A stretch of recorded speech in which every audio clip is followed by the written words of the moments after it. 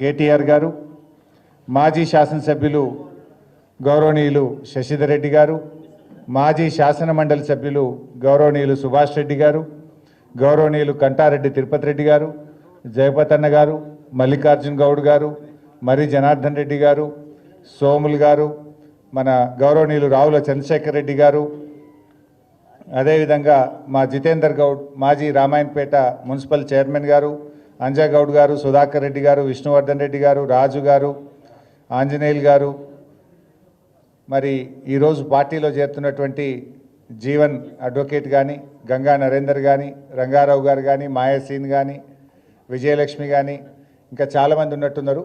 ఈరోజు పార్టీలో చేరుతున్నటువంటి కాంగ్రెస్ పార్టీకి రాజీనామా చేసి బీఆర్ఎస్లో చేరుతున్నటువంటి మిత్రులకు, ఉద్యమకారులకు, మా మెదక్ నియోజకవర్గ బీఆర్ఎస్ కార్యకర్తలందరికీ పేరు పేరున నమస్కారం తెలియజేస్తా ఉన్నా.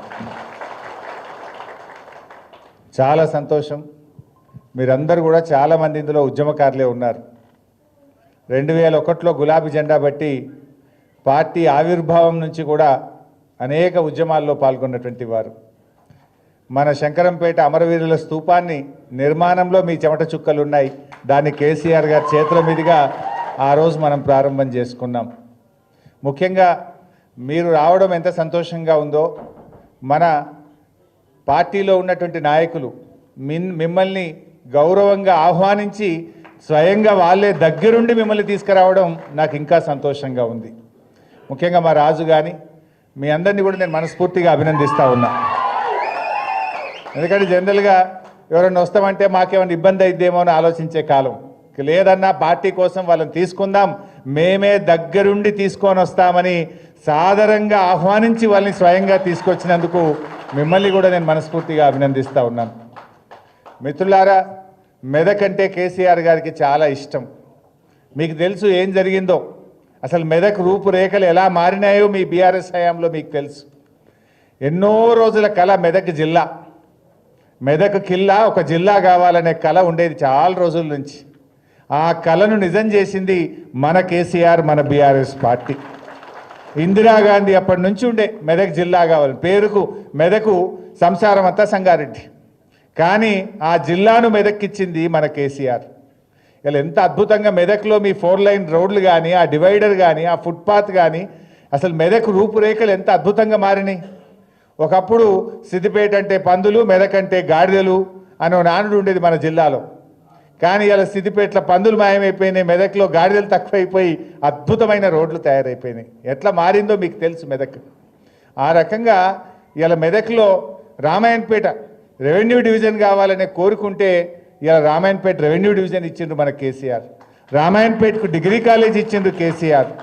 మెదక్లో ఎస్సీ మహిళా రెసిడెన్షియల్ డిగ్రీ కాలేజ్ తెచ్చుకున్నాం. మెదక్లో ఎస్టీ మహిళా రెసిడెన్షియల్ డిగ్రీ కాలేజ్ తెచ్చుకున్నాం. గణపురం కాలువ ఆధునీకరణ చేయాలంటే స్వయంగా కేసీఆర్ గారే వచ్చి గణపురం ఆనకట్టకు డబ్బులిచ్చి ఇలా చిట్ట చివరి ఆయకట్టుకు నీళ్లు పోయేటట్టు చేసింది మన కేసీఆర్ గారు.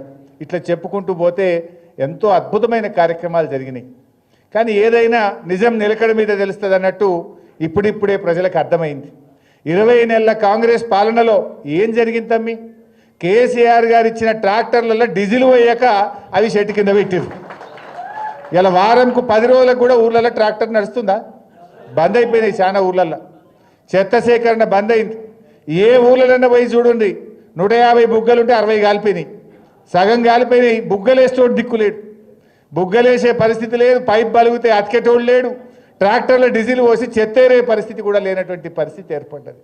అసలు ఎక్కడ కూడా మొత్తం కూడా పరిపాలన కుంటుపడిపోయింది. ఇలా ప్రజలు చాలా ఇబ్బందుల్లో ఉన్నారు. ఇలా వ్యాపారాలన్నీ తగ్గిపోయినటువంటి పరిస్థితి ఉన్నది. సో ఇవన్నీ కూడా మీకు కూడా అర్థమైన, నేను ఎక్కువ డీటెయిల్స్కి పోను. ఇవాళ ఓట్లకు రైతు బంద్ వేస్తుండ్రు, అప్పుడు పార్లమెంట్ ముంగటేసిండ్రు, ఇప్పుడు పంచాయతీ ఎలక్షన్లు వచ్చినాయని రైతు బంద్ వేస్తుండ్రు. నడిమిట్లో 2 ఎగ్గొట్టిండ్రు. కేసీఆర్ ఏమో కరోనా ఉన్నా కష్టం ఉన్నా ఎమ్మెల్యేలకు మంత్రుల జీతాలు బంద్ పెట్టిండు, రైతు బంధు మాత్రం సకాలంలో ఇచ్చిండు మన కేసీఆర్. నాట్లకు కేసీఆర్ ఇస్తే ఓట్లకు రేవంత్ రెడ్డి ఇచ్చిండు. అంటే రైతులంతా అమాయకులు అనుకుంటుండు, మధ్యలో 2 ఎగ్గొట్టినా వాళ్ళు మర్చిపోతారు, ఇక ఇప్పుడు పైసలు వేయంగానే మళ్ళీ నాకే ఎత్తారు అనుకుంటుండ్రు. ఆయన ఎంత బాకీ పడ్డాడో తెలియదా రైతులకు? యూరియా దొరకలేదు ఇవాళ ఊళ్ళల్లో పోతే, ఎకరానికి ఒక బస్తా ఇస్తామంటుండ్రు, మళ్ళీ చెప్పులు లైన్లో పెట్టే కాలం వచ్చింది. ఇలా అన్ని విషయాలు కూడా మనకు అర్థమవుతా ఉన్నాయి. మీ అందరి చేరికతో నాకైతే సంపూర్ణమైన విశ్వాసం ఉంది. ఖచ్చితంగా మెదక్ జిల్లా పరిషత్ బీఆర్ఎస్ గులాబీ జెండా ఎగిరేస్తుంది. రేపు మెదక్ మున్సిపాలిటీ కూడా ఎప్పుడు ఎన్నికలు పెట్టినా గెలిచేది మన బీఆర్ఎస్ పార్టీ, ఎగిరేది మన గులాబీ జెండా. ఇలా అన్ని విషయాలు కూడా అర్థమైనాయి. పాలేందో నీళ్ళేందో తేలిపోయింది. ఇవాళ రేవంత్ రెడ్డి కూడా నేను ఎక్కడో మాట్లాడుతుండే, ఏదో మాట్లాడితే పేపర్లు చదువుతూ ఉంటాయి. కొంతమంది ఉద్యోగస్తులు తల్లిదండ్రులకు అన్నం పెడతలేరు, తల్లిదండ్రుల్ని మంచిగా చూసుకుంటలేరు అని చెప్పి వాళ్ళ జీతాల్లో 10% 15% కట్ చేసే విషయాన్ని పరిశీలించండి అని ఆయన మాట్లాడినట్టుగా పేపర్లు వచ్చింది. సరే, అది మంచిదే. మరి నేను అడుగుతా రేవంత్ రెడ్డి, నువ్వు ఎన్నికల్లో 420 హామీలు ఇచ్చినావు, 6 గ్యారంటీలు అమలు చేస్తా అని చెప్పినావు, మొదటి సంతకం దాని మీదనే పెడతా అని చెప్పినావు, చట్టబద్ధత తెస్తా అని చెప్పినావు, అన్ని మాటలు చెప్పి అధికారంలోకి వచ్చినాక ఇవాళ నీ 420 హామీలు ఎగబెట్టినావు. నువ్వు అడ్డదారులు అధికారంలోకి వచ్చి ప్రజలకిచ్చిన హామీలన్నీ మోసం